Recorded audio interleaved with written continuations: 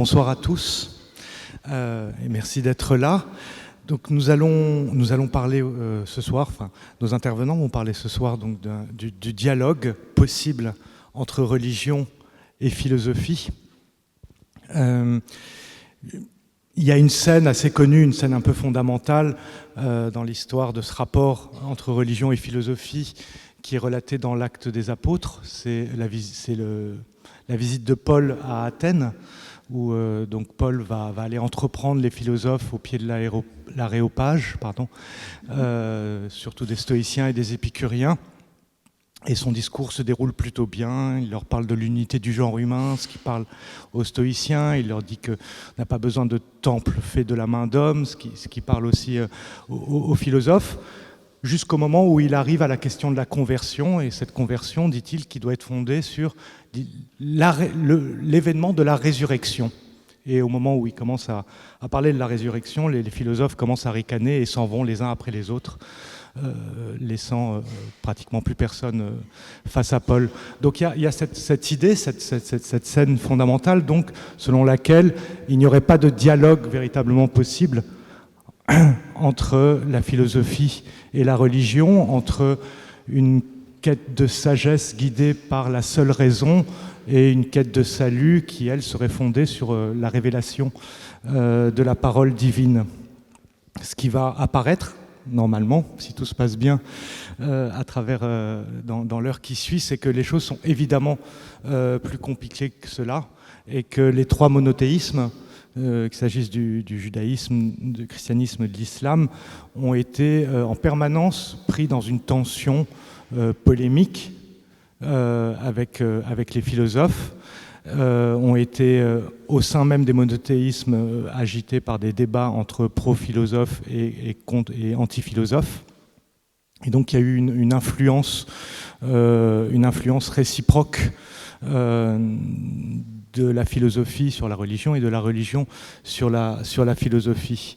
Donc pour en parler, nous avons ce soir Sébastien Morlet, qui est auteur du MOOC Christianisme et philosophie, donc qui est l'occasion de ce débat. Ce MOOC qui a été lancé il y a 3 semaines, je crois, qui en est déjà à son 3e épisode, mais qui est toujours qui est en permanence sur le net. Donc Sébastien Morlet, qui est maître de conférence à Paris-Sorbonne, spécialiste des langues et littératures grecques et de la patristique, et qui est donc auteur notamment de Christianisme et philosophie au livre de poche, et plus récemment auteur d'un livre aux belles lettres sur la culture grecque. Et les chrétiens et la culture. Les chrétiens et la culture, voilà. À ses côtés, nous avons Paul Fenton, qui est donc professeur aussi à Paris-Sorbonne, qui est directeur du FR ou co-directeur du FR de langue et civilisation hébraïque, qui est à la fois hébraïsant et arabisant, et qui lui a beaucoup... Sébastien Morlet, lui, s'attache beaucoup à l'étude des premiers siècles de notre ère. Paul Fenton, lui, est spécialisé dans l'étude du judaïsme médiéval. Et enfin, Adrien Lettès, qui est également maître de conférence à l'Université Paris-Sorbonne et qui enseigne la pensée musulmane et qui a très récemment publié aux éditions Fayard un livre intitulé « Amour chrétien, amour musulman ». Donc, il confronte les conceptions de l'amour entre Razali, penseur musulman Razali, et Augustin. Je n'ai pas cité le dernier livre publié par Paul Fenton qui s'intitule « L'exil au Maghreb, la condition juive sous l'islam 1148-1912 » qui ont été édités aux presses universitaires de Paris-Sorbonne en 2010. Voilà, alors je vous propose un premier tour de table pour aborder cette vaste question donc, des rapports entre religion et philosophie. Donc une question assez simple qui est qu'est-ce que vous évoque en premier lieu cette question-là, la question du rapport entre philosophie et christianisme, du rapport entre philosophie et judaïsme et du rapport entre la philosophie et l'islam. Et je propose à Sébastien peut-être d'ouvrir le bal. Oui, d'accord, merci. Alors si vous suivez le MOOC, vous savez où nous en sommes dans le MOOC. On a évoqué jusqu'à présent les rapports polémiques entre les chrétiens et les philosophes. Alors, le titre de ce débat, « Quel dialogue possible ?», m'évoque essentiellement deux choses pour ce qui concerne le christianisme antique. Ce dialogue, on peut l'envisager de deux façons complètement différentes. Le dialogue, c'est d'abord l'échange, la discussion, c'est-à-dire souvent la polémique. Donc je commencerai par rappeler tout simplement que dans l'Antiquité chrétienne, et ça c'est un fait fondamental, il y a une polémique, c'est-à-dire une controverse très vive entre les chrétiens et les philosophes. Et cette polémique est très ancienne, vous avez évoqué le témoignage des Actes des Apôtres. Alors il n'est pas question de statuer sur le caractère historique de la scène dépeinte dans le chapitre 17, mais en tout cas, ce texte il a été écrit vers 80-90, donc c'est un texte ancien qui témoigne déjà d'un souci au moins de mettre en scène littérairement la confrontation de l'homme de Dieu et des philosophes. Alors, les chrétiens vont s'opposer très vite à la philosophie. Ils ont plusieurs raisons de le faire. Ils pensent que la philosophie vient du diable, qu'elle est inutile, qu'elle est pernicieuse, qu'elle peut être source d'hérésie. Et d'un autre côté, eh bien, il y a des philosophes qui vont écrire contre les chrétiens. Donc, on connaît un certain nombre de traités, essentiellement 3, dans l'Antiquité, dès le IIe siècle, qui ont été écrits par des philosophes pour réfuter le christianisme. Donc, il y a une polémique littéraire. On a deux conceptions de la vérité, deux conceptions du savoir qui s'affrontent diamétralement. La deuxième chose que je mentionnerai très rapidement, c'est que, paradoxalement, à côté de cette polémique, il y a également dans l'Antiquité un rapprochement qui s'opère, en tout cas entre les chrétiens et les philosophes. La question d'un rapprochement des philosophes par rapport au christianisme est beaucoup plus problématique et beaucoup plus discutable. Donc ce dialogue, on peut aussi l'envisager d'une autre façon, non pas sous l'angle de l'affrontement, mais du rapprochement. Et on aura sans doute l'occasion d'évoquer ce point à différentes reprises aujourd'hui, peut-être à travers vos questions également. On ne peut absolument pas comprendre ce qu'est la doctrine chrétienne dès l'Antiquité et la façon dont elle s'est constituée sans évoquer tous ces emprunts très nombreux que les chrétiens, dès le IIe siècle, alors quand je dis les chrétiens, ce sont évidemment les lettrés, les intellectuels chrétiens, je ne parle pas du tout de la masse des fidèles, tous ces emprunts notionnels, conceptuels, que les auteurs chrétiens vont reprendre à la philosophie. Ils se servent de la philosophie, quand je parle de philosophie, je parle de philosophie grecque évidemment, essentiellement, pour y puiser tout un stock de concepts qui leur permettent tout simplement de dire leur foi, de la comprendre parce qu'elle pose des problèmes, le texte biblique lui-même pose des problèmes, et des concepts qui leur permettent également, dans certains cas, de défendre cette foi, notamment contre les philosophes. Donc on voit que les chrétiens de l'Antiquité avaient plusieurs raisons d'aller puiser dans la philosophie tous ces concepts. Donc voilà ce que je pourrais dire simplement en guise de générique, en quelque sorte, pour poser le décor pour ce qui concerne le christianisme en tout cas. Merci. Bien, comme nous venons de l'entendre, lorsqu'on parle de philosophie, évidemment, notre référence essentielle, c'est la philosophie grecque. Or, le judaïsme étant l'ancêtre du christianisme, a une histoire beaucoup plus longue qui commence dès avant l'Antiquité, mais disons que les textes fondateurs du judaïsme, ce qui va devenir le judaïsme traditionnel, leur formulation est en fait contemporaine de l'essor de la pensée grecque. Nous sommes au 1er siècle de l'ère commune. Et donc, si on parle de philosophie dans des termes absolus, dès les temps bibliques, il y a eu de la part de la Bible et les premiers penseurs juifs un questionnement sur le sens de la vie, sur le rapport de l'homme à Dieu, sur le destin de l'âme. Mais au moment de cette formulation des textes fondateurs, donc nous sommes au 1er siècle de l'ère commune, comme je l'ai dit, les textes rabbiniques en particulier sont très méfiants de la pensée grecque, étant donné que celle-ci revêt un caractère mythologique qui relève du paganisme.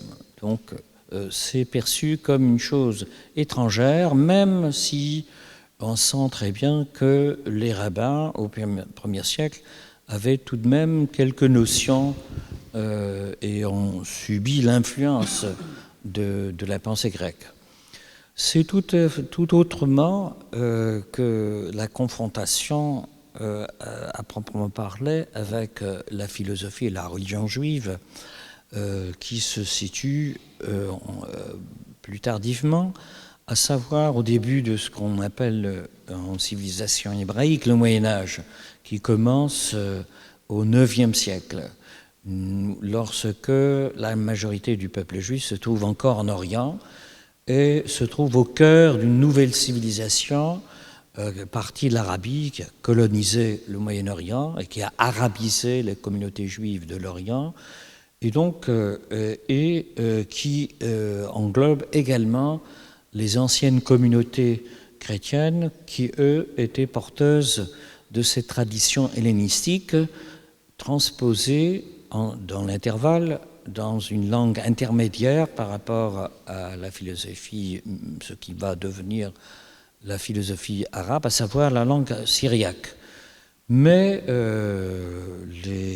les intellectuels musulmans, nous sommes à Bagdad, c'est pas, au 9e, 10e siècle, perçoivent l'intérêt de cette pensée, le font traduire à partir des textes syriaques en arabe, langue qui est désormais pratiquée par les Juifs. Alors, ce mouvement de traduction de l'ancien héritage hellénistique a comme résultat d'atténuer la composante païenne, puisque les textes ont été en quelque sorte christianisés et de ce fait plus acceptables pour les musulmans et les juifs. D'ailleurs, ces derniers participent à ce mouvement de traduction et c'est à ce moment-là que l'on voit émerger le premier penseur juif qu'on peut qualifier de philosophe au sens grec. Il s'agit de Saadia Gaon, qui a vécu à Bagdad et qui est mort en 942 et qui a entrepris la première tentative de synthèse entre la pensée grecque et la théologie juive. Il y avait un grand travail à faire puisque malgré l'atténuation des éléments païens, il y a tout de même des incompatibilités entre pensée grecque et pensée religieuse, refus de la création, refus de la révélation, refus de la prophétie. Le destin de l'homme est essentiellement le destin de l'âme, mais malgré cela, Saadia Gaon perçoit l'intérêt d'harmoniser les données de la raison et les données de la révélation. Ça, nous sommes donc au Xe siècle, c'est le début de tout un mouvement qui va arriver à son point culminant avec celui que l'on considère comme le plus grand penseur de la tradition philosophique hébraïque au Moyen-Âge, qui est toujours d'expression arabe. Il s'agit de Moïse Maïmonide, mort en 1204, qui donc entreprend là une harmonisation magistrale entre la pensée, surtout de tendance aristotélicienne, avec les données de la tradition juive. Alors, un petit recul pour expliquer quelles étaient les sources philosophiques qui ont été mises à la disposition des Juifs. Eh bien, l'héritage grec a été traduit en bloc, sans perspective historique, ce qui fait que les Arabes ont reçu simultanément la tradition aristotélicienne, la tradition platonicienne, et dans une certaine mesure également quelques connaissances de la tradition sceptique, la tradition stoïcicienne. Et il y a eu une grande confusion entre ces courants. La répercussion en milieu hébraïque, ou plutôt judéo-arabe, puisque jusqu'à la fin de cette première période qui va du Xe au XIIIe siècle, la pensée juive serait surtout d'expression arabe. Et donc les Juifs sont arabisants, ils ont un accès direct à toute cette littérature philosophique traduite en arabe. Eh bien, dans un premier temps, les Juifs seront très sensibles à la dimension néoplatonicienne de cet héritage, dans lequel ils perçoivent, malgré les incompatibilités que j'ai évoquées tout à l'heure, des passerelles. Par le principe premier impersonnel de la pensée grecque peut très bien assimiler l'idée d'une divinité. La conversion de l'âme et l'éthique des néoplatoniciens peut être adoptée à l'éthique juive. Et enfin, le destin de l'âme rappelle, il est vrai, loin, le destin et la survie de l'âme, voire même sa résurrection telle qu'elle est décrite dans les sources bibliques. À partir du XIIIe siècle, je vais très rapidement, c'est l'aristotélisme qui va prendre le pas sur la composante néoplatonicienne, surtout avec la traduction de l'œuvre d'Averroès, Ibn Rushd, pour la tradition musulmane, qui est le commentateur par excellence de l'œuvre d'Aristote, et avec la bénédiction de Maïmonide, toute l'œuvre d'Averroès est traduite en hébreu cette fois-ci, et du XIIIe jusqu'au XVIe siècle, la philosophie juive va changer de langue. Elle ne sera plus arabe, mais elle sera hébraïque, et la pensée averroïste va rester souveraine jusqu'au début de la Renaissance. Merci. Pour continuer à poser le cadre de la conversation, je me tourne maintenant vers Adrien Lettès. Si je parle comme ça, vous m'entendez? Ça va? Non? Pas bien? Je crois que c'est allumé. C'est allumé. Oui, alors j'aimerais, si Philippe le permet, contourner un petit peu la question, enfin élargir la question et en même temps après la ramener à sa forme initiale. Bon, islam, religion et philosophie, on pense bien sûr à religion et rationalité plus largement. Alors je voudrais dire quelques petites choses sur ce rapport très général entre islam et rationalité, pour après revenir à la question plus spécifique de islam et philosophie. Alors, ce que j'ai à cœur de vous dire à vous aujourd'hui, c'est voilà, des choses qui sont peut-être pas connues. Et parmi nos trois religions, l'islam est peut-être celle qui souffre le plus d'ignorance. Voilà, dire quelque chose d'abord sur les sources, les grandes sources de l'islam. On commence par le Coran et dire que le Coran est un texte en partie rationnel, qui a un aspect rationnel assez marqué, des composantes rationnelles. Si vous voulez, le Coran, la parole de Dieu directe, n'est pas un texte, une parole simplement autoritative, où Dieu arrive et dit, voilà, la vérité c'est ça, n'est pas seulement fait d'affirmations et d'injonctions, mais aussi d'arguments évidemment pas philosophiques, assez simples, élémentaires, mais quand même d'arguments, et donc ce texte a un aspect rationnel. Je vous donne un petit exemple. À la sourate 21, verset 22, vous avez quelque chose que je traduis rapidement.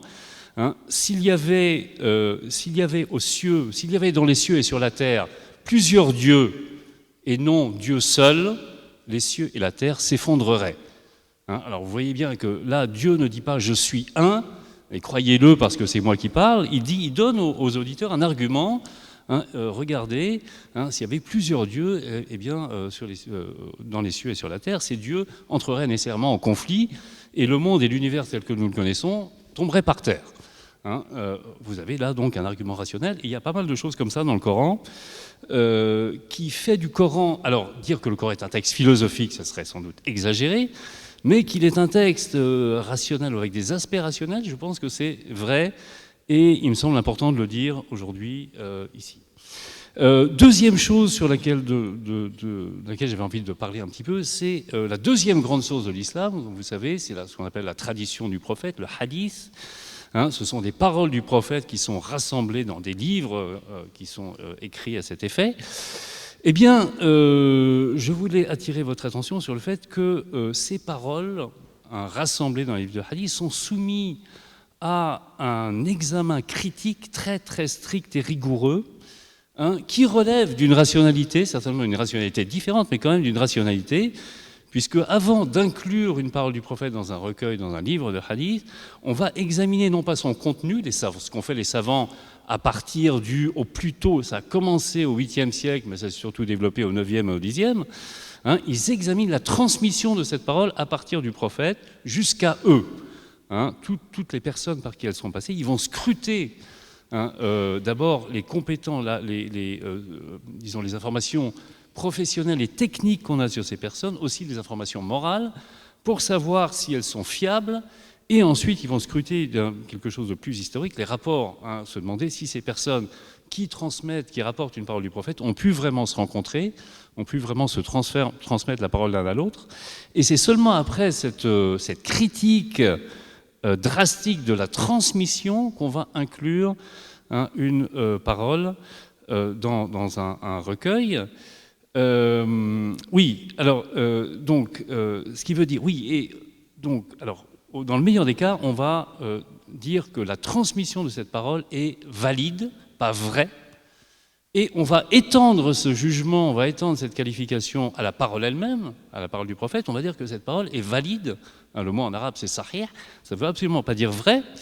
Et donc, quand les savants, aujourd'hui, les gens sont devenus un peu fous et ont oublié là, je présente la vision traditionnelle. Je ne dis pas que les gens pensent comme ça aujourd'hui, mais les savants, quand ils disent qu'une parole du prophète est valide, ils ne veulent absolument pas dire que c'est pas du tout synonyme de vrai. Ils ne veulent pas dire que le prophète l'a vraiment prononcé. Il veut dire que la transmission de cette parole correspond aux normes, répond et conforme aux normes. Et aux normes savantes, aux normes établies par ces savants. C'est tout.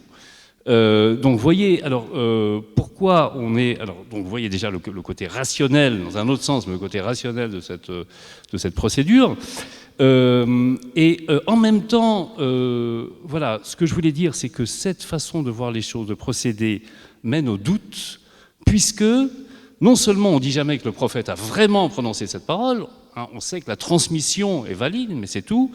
Mais si jamais on trouve une autre transmission qui est beaucoup moins bonne que la première, on va se rétracter et retirer et considérer que la parole finalement n'est pas valide, est faible ou malade, comme on dit.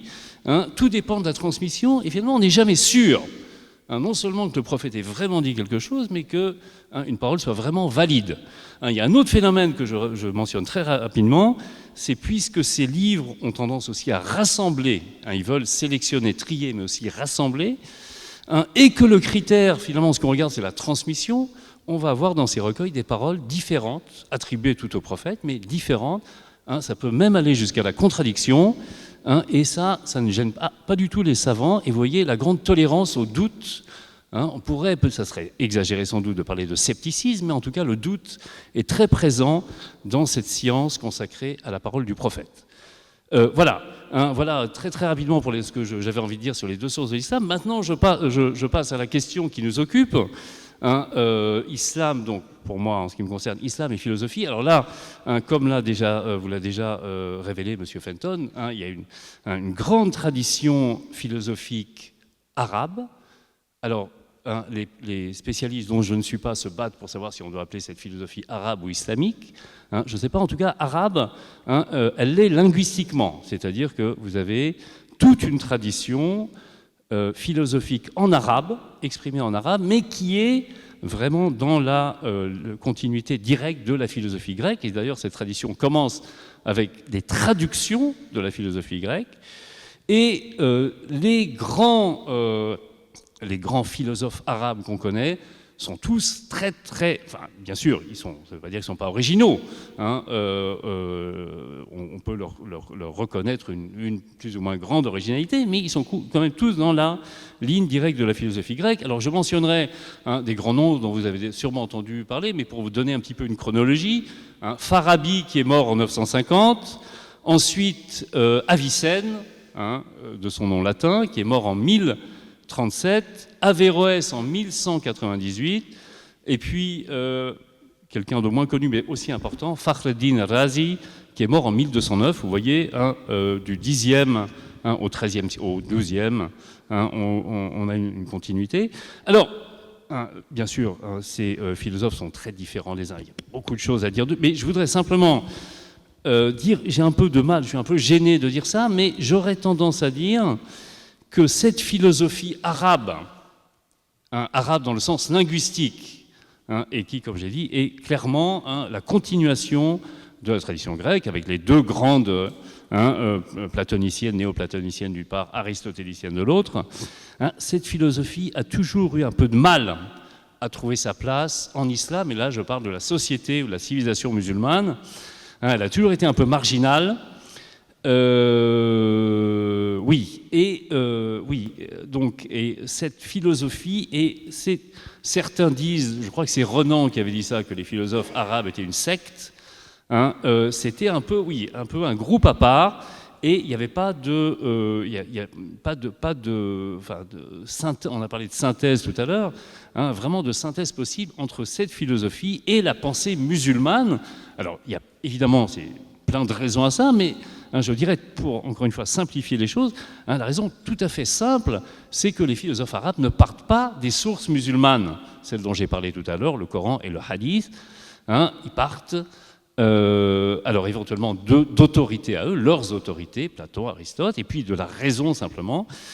Et cette procédure, cette façon de procéder, simplement est un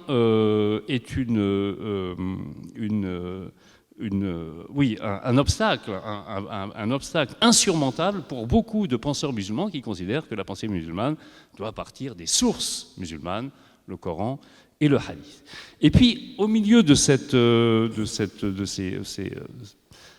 personnes que j'ai mentionnées, il y en a un.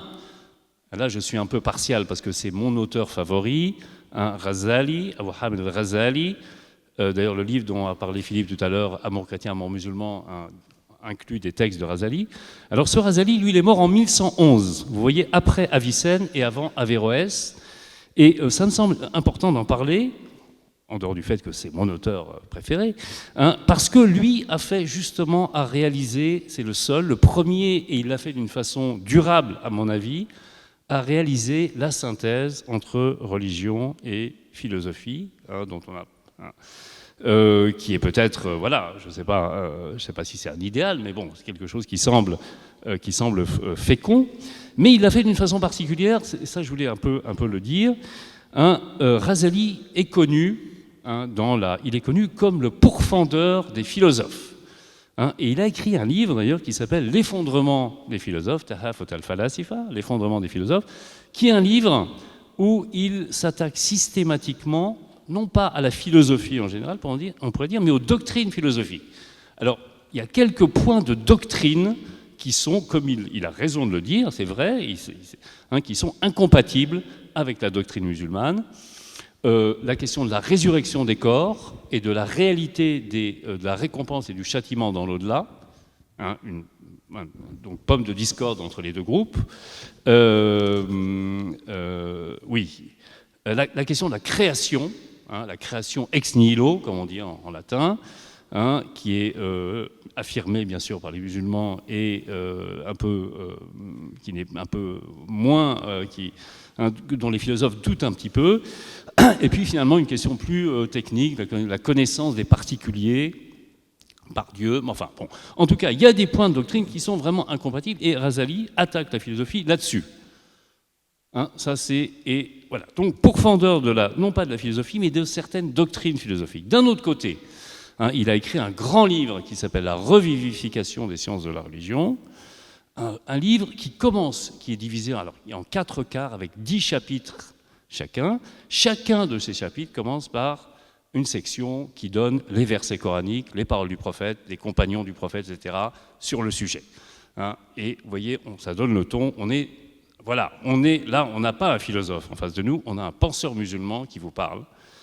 Sauf que après, que fait-il dans son développement, après avoir donné au lecteur ses sources musulmanes pour le convaincre qu'il a en face de lui un penseur musulman, il va argumenter, commencer son argumentation, et son argumentation est très fortement, sa façon de procéder est très fortement caractéristiquement philosophique. Peut-être vous donner un petit exemple très très rapide. Rapidement alors. Oui, c'est mon dernier exemple, mais voilà. Dans ce livre, La revivification des sciences de la religion, à la fin, il y a un chapitre qui s'appelle le livre de l'amour, qui est un chapitre consacré à l'amour de Dieu, et le propos principal de Razali là-dedans, c'est de dire « Seul Dieu mérite d'être aimé ». Tout le reste, toute la création. Je vous lis juste la première phrase de ce livre. Le premier point à établir est que l'amour se conçoit seulement à la suite d'une connaissance et d'une perception, car l'homme n'aime que ce qu'il connaît. Vous voyez tout de suite que là, on est c'est vraiment une façon typiquement philosophique de procéder. On commence par définir le mot, ou l'idée, si vous voulez, dont on parle, en général, pour après avancer. Voilà.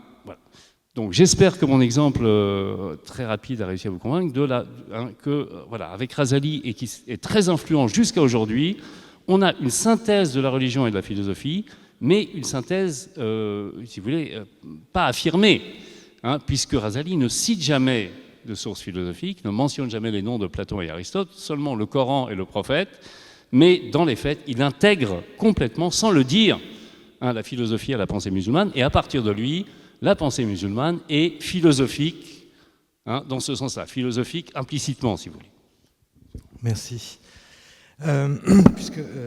Puisque l'heure tourne, je vais me permettre d'aller directement, de poser une question peut-être directe qui vous concerne tous les trois. C'est puisque nous avons vu en effet que du côté des pères de l'Église, il y a une confrontation intense au texte philosophique, puisqu'on a vu qu'à partir de Maïmonide, d'une certaine façon, à partir de Maïmonide, donc qui est influencé par Averroès et qui fait œuvre philosophique au sein du judaïsme, il va y avoir ensuite de très forts débats pro- et anti-philosophes au sein du judaïsme. Et puisque nous avons vu que Razali, par exemple, reprend manière de pensée philosophique aristotélicienne sans le dire, tout en critiquant les philosophes. Il reprend la philosophie, et après lui viendra Averroès, donc qui essaiera de démontrer que la foi n'est approchable que par la raison. La question, ce serait, que je pose à vous trois, c'est est-ce que le christianisme, le judaïsme le judaïsme après Maïmonide, l'islam, ont été profondément changés par leur rapport à la philosophie? Est-ce que le christianisme, le judaïsme, l'islam seraient ce qu'ils sont aujourd'hui si la rencontre avec la philosophie n'avait pas eu lieu, et dans ce rapport à la la rationalité propre à chaque religion a-t-elle été amenée à évoluer donc dans cette confrontation avec la philosophie? Peut-être Sébastien. Oui, alors peut-être en préambule, mais d'une phrase très rapidement, je voudrais dire quelque chose qui me paraît aussi très important, puisque on est ici pour comparer les religions et en même temps parler d'histoire. C'est très important que nous parlions d'histoire, parce que nous ne sommes pas là du tout pour parler d'essence intemporelle. Moi, je parle du christianisme antique, nous parlons du judaïsme médiéval, et puis de l'islam médiéval. J'ai le sentiment que souvent, quand on connaît un peu ces questions, on a l'image d'un christianisme naissant, je dirais, plutôt opposé à la rationalité, plutôt anti-rationaliste, et l'idée que finalement, le rapprochement entre foi et raison, pour dire les choses simplement, c'est souvent comme ça qu'on pose le problème, ce rapprochement finalement ne serait pas antérieur à l'islam. Ce seraient les Lumières de Bagdad, à partir des Abbassides, et ensuite les grandes étapes que nous connaissons, le XIIe siècle, etc. En fait, cette image est une image d'Épinal, en fait, qui ne correspond pas du tout à la réalité. Ce que nous pouvons dire de la pensée juive au Moyen-Âge et de l'islam au Moyen-Âge, dans ces grandes lignes, j'ai écouté très attentivement ce qui avait été dit, nous pouvons le dire également du christianisme antique, en fait. Donc ce qui est assez fascinant, c'est de voir, je vais rentrer un peu dans le détail pour répondre à votre question, comment, de ce point de vue, l'histoire se répète beaucoup plus qu'elle n'évolue, en fait.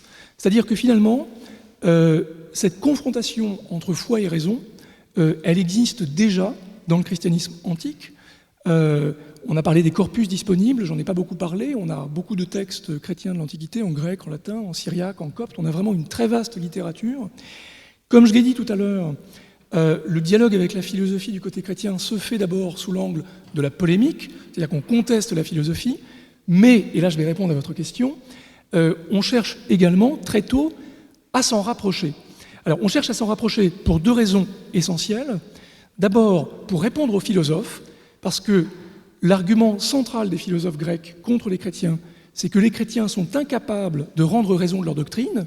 Donc ces accusations qui datent du IIe siècle déjà vont obliger les chrétiens, notamment les apologistes au IIe siècle, à essayer de démontrer la rationalité d'un certain nombre de doctrines, comme l'unicité de Dieu, même la résurrection, qui a été évoquée tout à l'heure comme un point problématique, qui est souvent d'ailleurs évoqué par les chrétiens comme un point problématique, mais on connaît quelques essais de rationalisation de l'idée même de résurrection.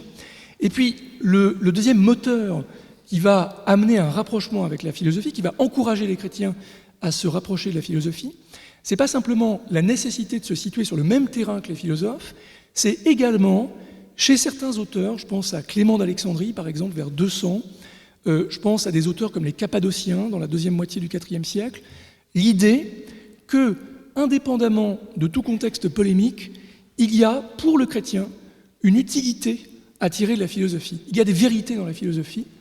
Alors, le postulat de cette idée, qui est très importante, c'est que, finalement, la sagesse est unique. Il n'y a pas d'un côté la sagesse chrétienne et la sagesse des philosophes, c'est la même raison qui se révèle, et cette notion de raison, elle est particulièrement importante pour les chrétiens, parce qu'évidemment, la raison pour les chrétiens, c'est le Christ. En grec, le Christ, c'est le logos, c'est-à-dire le Verbe de Dieu, la raison divine, et ils ont tendance, le premier à faire cela de façon explicite, c'est Justin, vers 150, à identifier purement et simplement la raison avec le Christ. Donc, il y a tout un courant rationaliste qui apparaît avec Justin et qui est convaincu que le christianisme, loin d'être irrationnel, est, pour dire les choses simplement, la religion de la raison. Les chrétiens sont détenteurs de la rationalité d'une façon beaucoup plus éminente et beaucoup plus directe que les philosophes, parce que, à la différence des philosophes qui ont pratiqué la rationalité, je dirais, par leur propre force, avec des conjectures, des tâtonnements, les chrétiens ont profité d'une révélation directe de la raison. La raison leur est apparue et s'est révélée dans leurs écritures. Donc, pour répondre à votre question, cette réflexion sur ce qu'il faut faire de la philosophie quand on est un chrétien a eu un impact absolument immense dans l'histoire de la constitution du christianisme sur le plan doctrinal, à tel point qu'il serait impossible, selon moi, de parler de doctrine chrétienne en faisant l'impasse de ce dialogue avec la philosophie. Parce que, encore une fois, sans la philosophie, la doctrine chrétienne ne bénéficierait pas de tous ces termes, de toutes ces notions qui, dès la fin du 1er siècle, sont utilisées par les chrétiens pour exposer et défendre leur doctrine. Donc on pourra peut-être, si vous voulez, dans un deuxième temps, prendre quelques exemples, mais je réponds simplement brièvement à la question que vous m'avez posée. Merci. Oui, Monsieur Franton. Bien, on pourrait dire autant pour le judaïsme, sauf que je pense que pour les premiers chrétiens, les premiers penseurs chrétiens, les pères de l'Église, la confrontation avec le monde grec était directe, puisqu'ils écrivaient en grec. Je corrige une petite omission qui est de taille quand même dans mon exposé tout à l'heure, c'est que bien avant l'époque médiévale, il y avait une figure de proue de la pensée biblique, en la personne de Philon d'Alexandrie, dont je ne suis pas spécialiste, mais tout en étant de religion juive et tout en ayant essayé de concilier l'approche grecque où on primait la valeur de la raison, il a tenté une conciliation avec la au premier siècle avant notre ère. Alors que Philon d'Alexandrie est mort vers 50 de l'ère commune. Mais curieusement, son impact sur la tradition hébraïque a été très limité par rapport à l'immense influence qu'il a exercée en milieu chrétien. Mais en ce qui concerne l'importance de la primauté de la raison dans le monde gréco-arabe, on va parler du monde gréco-arabe, les théologiens juifs, à compter à partir de Saadia Gaon, dont j'ai évoqué le nom tout à l'heure, ont vu toute l'importance de cet élément rationnel et de l'interprétation, de la réinterprétation du judaïsme à la lumière de la raison, qui n'est pas toujours conciliable avec la foi, étant donné que la foi dépasse la raison. Mais étant donné que c'était dans l'ambiance intellectuelle de l'époque, et que, pour reprendre le titre de l'œuvre de Magnum Opus de Maïmonide, le guide des égarés ou le guide des perplexes, les intellectuels à l'intérieur de cette civilisation arabo-musulmane au Moyen-Âge voyaient un abîme qui séparait apparemment le monde de la raison et le monde de la foi. Or, Maïmonide a vu, et les autres théologiens de la tradition judéo-arabe avant lui ont vu tout l'intérêt à intégrer les principes de la raison, à partir d'ailleurs d'un verset biblique qui a joué un rôle capital dans ce débat, à savoir Jérémie 9, 23, que l'homme, de quoi devrait s'enorgueillir l'homme, c'est de s'enorgueillir, de connaître Dieu et de le comprendre, qu'il y avait un devoir donc, qui remonte au prophète de comprendre Dieu, de connaître Dieu, de ne pas accepter la foi d'une manière passive et sans chercher à comprendre, par exemple, la rationalité des préceptes législatifs, qui sont la base même du judaïsme. Et donc tout cela pour contribuer à consolider la tradition, à lui donner une infrastructure intellectuelle, spéculative, qui va l'aider à surmonter cette perplexité par rapport à l'ambiance intellectuelle du rationalisme. Ce qui n'a pas empêché qu'il y a eu toujours un courant anti-philosophique, un peu à la manière des musulmans. Il fallait toujours confronter les données de la tradition grecque avec les données scripturaires et les données de la tradition rabbinique, sans quoi ce n'était pas vraiment une pensée juive, une pensée hébraïque.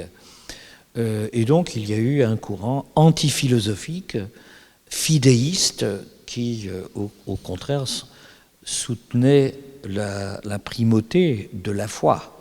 C'est-à-dire il ne faut pas chercher à comprendre l'impératif divin parce que c'est l'impératif divin. Et ça dépasse la compréhension de l'homme.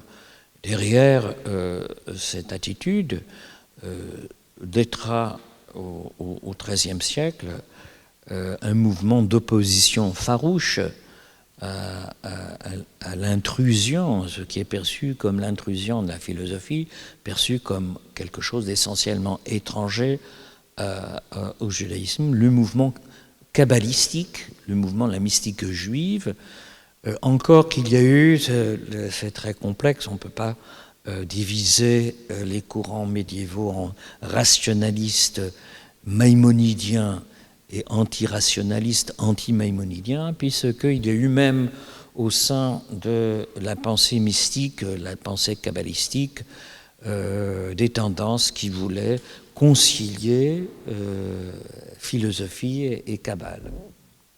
Merci. Adrien.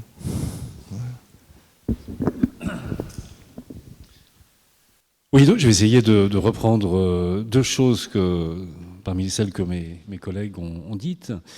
D'abord, alors moi, Sébastien, je ne suis pas du tout historien, je serais plutôt théologien si je suis quelque chose. Et donc là, je me permettrais de dire voilà, indépendamment de tout contexte, je vois quand même une différence entre, là on parle de nos deux religions respectives. L'islam, la doctrine musulmane n'a pas ces choses manifestement et d'une façon peut-être un petit peu impudente et affirmée, irrationnelle, que sont la doctrine de la Trinité et de l'incarnation. Et donc l'islam, la doctrine musulmane est vraiment c'est l'unicité d'un Dieu créateur, gouverneur de l'univers, unique, qui envoie des prophètes. Enfin voilà, c'est une doctrine vraiment, si on voulait, minimale. Alors, bien sûr, l'existence de Dieu lui-même, c'est une question, mais quand même qui est, par rapport, si on peut la mettre en face de sa sœur chrétienne, qui semble très rationnelle. Et en tout cas, pas du tout voilà, en contradiction ou un petit peu en conflit avec la rationalité comme la doctrine chrétienne. Et je pense que les savants musulmans sont très conscients de ça. Et ils sont très conscients aussi de ce que j'ai essayé de montrer tout à l'heure, du caractère rationnel, enfin ils le disent en tout cas de leur source, du Coran. Le Coran le Coran est fait de preuves, de preuves claires, bayinat, on dit en arabe, en tout cas. C'est comme ça que les musulmans, le Coran se perçoit lui-même et les musulmans le perçoivent comme un livre qui donne des preuves sur Dieu, sur l'unicité, etc. Et la tradition du prophète, étant le hadith dont j'ai parlé tout à l'heure, étant soumise à ces normes très très strictes, elle est aussi assez rationnelle. Et on pense que si ces paroles ont passé le test, tous ces tests que j'ai essayé de montrer, de faire voir un petit peu tout à l'heure, eh bien on a une information très solide. Et peut-être pour cette raison, le besoin de philosophie dont a parlé Sébastien tout à l'heure a été moins ressenti par les musulmans, par les savants musulmans. Et donc la présence de la philosophie, la présence profonde que j'ai essayé, au moins à partir de Razali, que j'ai essayé de montrer tout à l'heure, est beaucoup plus difficile à interpréter, à expliquer. Et là, je reprendrai l'expression d'ambiance intellectuelle de Paul. Une des raisons pour lesquelles la philosophie est aussi présente, en tout cas Aristote, est aussi présent chez Razali, à partir de Razali, j'aurais tendance à dire la première raison, c'est une question de mode. C'est parce que dans ces milieux intellectuels savants, Aristote et Platon, enfin oui, surtout Aristote, c'était un must intellectuel. Voilà. Bien sûr, c'est un peu simpliste comme vision. Alors, il y a, par exemple, si vous voulez, la question de... Tout à l'heure, j'ai parlé de l'amour, qui est un sujet que je connais un petit peu. Un autre sujet qui est un sujet plus actuel pour moi, l'éthique. Je suis frappé par l'omniprésence d'Aristote dans l'éthique musulmane, en tout cas celle qui a été construite par Razali et qu'il a transmise, qu'il a installée par la suite dans la pensée musulmane. Si vous voulez, vous trouvez des choses comme... la doctrine de l'habituation morale, vous savez qu'il y a une doctrine d'Aristote dans l'Éthique à Nicomaque. Pour acquérir des qualités, on doit affecter les actes de ceux qui ont ces qualités, et on finira par avoir ces qualités. Vous trouvez ça très fortement exprimé chez les musulmans. La doctrine du milieu, le bien moral, le bon se trouve toujours dans un milieu entre deux extrêmes. Tout ça sont des doctrines complètement philosophiques, complètement aristotéliciennes, et qui pourtant ont fait leur place dans la pensée musulmane. Et moi, je ne sais pas pourquoi. Alors, il n'y a pas, si vous voulez, comme peut-être dans le christianisme, l'idée qu'on a besoin. On se demande pourquoi ces doctrines sont présentes, mais enfin, ce passage de la philosophie s'est fait, et en tout cas, c'est un fait. Et c'est à nous, chercheurs, d'essayer de donner un sens à tout ça, mais le besoin de philosophie, je pense, n'est pas aussi évident que du côté chrétien, même si, évidemment, la philosophie est un outil de guerre aussi, un outil polémique, pour répondre à des attaques qui sont, à ma connaissance, moins violentes que celles qu'a subies le christianisme. Mais voilà, je pense donc, encore une fois, pour simplifier, pour résumer, que la situation est assez différente, même si le résultat est un petit peu semblable. Dans les deux cas, on a une présence très forte de la philosophie, et je pense que nos deux religions, oui, par rapport à votre question, Philippe, certainement leur visage aurait été voilà, on ne peut pas imaginer leur visage aujourd'hui sans cet apport de la philosophie. Merci. En fait, on va passer bientôt le micro dans la salle. J'ai une question qui me brûle les lèvres, mais il faudrait que vous puissiez y répondre très vite. Mais puisque en tant qu'amateur de philosophie, la question qui m'a intéressé finalement, c'est que dans ce dialogue entre religion et philosophie, est-ce que finalement, du côté des religions, alors peut-être il faudrait que l'un de vous réponde pour pas qu'on prenne trop de temps sur les... Mais est-ce que finalement ces critiques de la religion adressées à la philosophie n'ont pas aussi amené à démontrer, à montrer qu'à la racine du logos philosophique, il y a une irrationalité, il y a un acte de folie. On peut penser évidemment à la décision de Platon de s'arracher au sensible pour aller vers les idées suprasensibles. On pense à certains textes, notamment le Phèdre, où Socrate délire. Socrate fait l'éloge de la folie et trouve son inspiration dans une sorte de transe. Est-ce que donc, si les religions étayent leur discours sur une certaine rationalité, est-ce qu'elles ne sont pas aussi amenées à montrer que du côté de la philosophie, on n'est pas aussi raisonnable qu'on le prétend? Peut-être si l'un de vous, Sébastien... Oui, enfin, je connais deux textes très précis en fait, qui répondent à cette question. Dès le IIe siècle, on a chez Théophile d'Antioche, qui est un évêque d'Antioche, qui écrit une apologie à Autolycos, c'est vers 180-190. Il développe exactement ce thème des rapports de la foi et de la raison. Je crois d'ailleurs que c'est le premier texte chrétien qui thématise cette opposition entre foi et raison, et il retourne les arguments des philosophes, qui consistent à dire que le christianisme est irrationnel, en disant « mais oui, mais de toute façon, tous les actes de la vie sont, in fine, dépendants d'un acte de foi ». Et cette idée, elle va être reprise tout au long de l'Antiquité. Le deuxième texte que je peux citer, c'est Théodoré de Cire, donc à la fin de l'Antiquité, au 5e siècle, dans une autre apologie qui s'appelle la thérapeutique des maladies helléniques, où Théodoré, dans le livre 1, qui est consacré justement à la question de la foi, évoque le grand nombre d'opinions philosophiques qui existent de son temps chez les Grecs et ironise en observant que les philosophes grecs, malgré leurs divergences, ne peuvent pas avoir embrassé tel ou tel courant, si ce n'est, encore une fois, fondamentalement, par un acte de foi. C'est-à-dire qu'au départ, finalement, du choix d'une école philosophique, il y a un acte de foi. Voilà. Merci.